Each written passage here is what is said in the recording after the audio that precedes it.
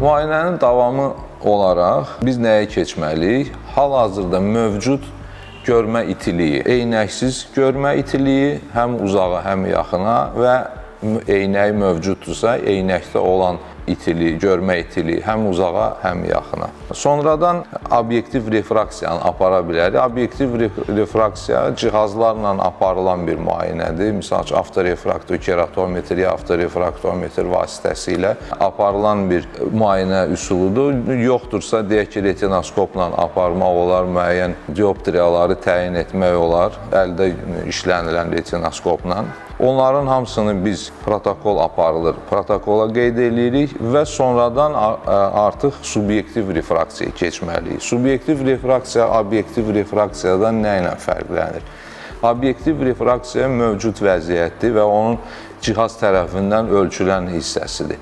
Amma cihaz heç vaxtı insanın hissini ölçə bilməz. Yəni, görməmiz də bir hissdir. Onu heç bir cihaz ölçə bilməz. Onu artıq müayinə zamanı biz müayinə aparırkən həmən subyektiv hissəsini və obyektiv hissəsini nəzərə alıb bir nəticə verməliyik. Ona görə ayrıca sağ göz, ayrıca sol göz müayinə olunur. Bu müayinə zamanı hətta dominant gözün hansı olması, o da müayinə olunmalıdır. Ona görə ki, önəm çox vaxtı, yəni eynəkdə də belə və müayinə sonucunda da belə daha, deyək ki, bir balaca prioritet dominant gözün üstündə saxlanmalıdır. Əksi olmamalıdır ki, diskomfort yaratmasın insanda.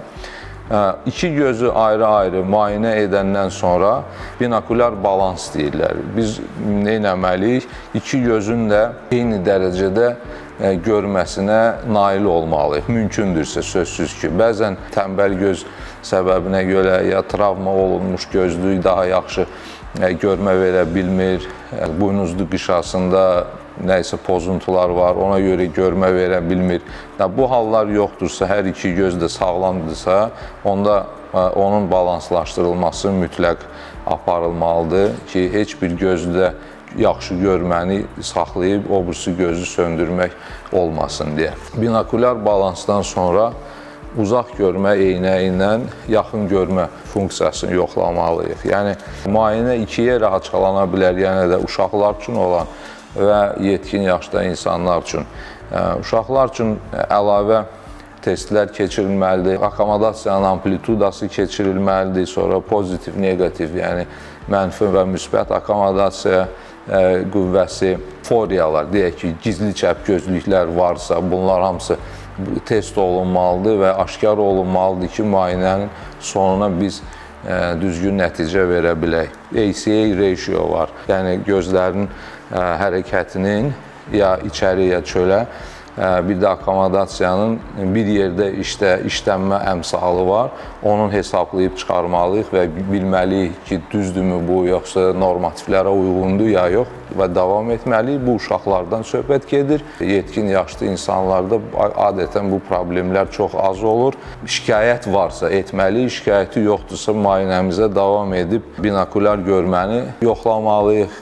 Yəni, gözlərin ikisi də eyni anda görürsə, görmürsə, ahıl yaşda insanlarda bəzən stereo görmə pozuntusu olur və ya bəzi patologiyaların əsasında stereo görmə pozuntusu olur və binokulyar görməsi olmayan insanlarda o %100 pozuntu olur və onu yoxlamağa dəyməz. Amma yenə də keçirik uzağa refraksiyanı təyin etdiyimizin üzərinə additasiya deyirlər, əlavə verməliyik ki, insanın yaxına fokuslanmasına biz dəstək olaq. Mən deyərdim ki, uzaq görmə funksiyalarını bərpa etmədən yaxın görmə eynəyini yazmaq düzgün deyil. Düzdür, praktikada bu var, amma belə katastrofik nəticələr verməsə də, amma əslində düzgün sayılmır və uzaq görmə mütləq təyin olunmalıdır.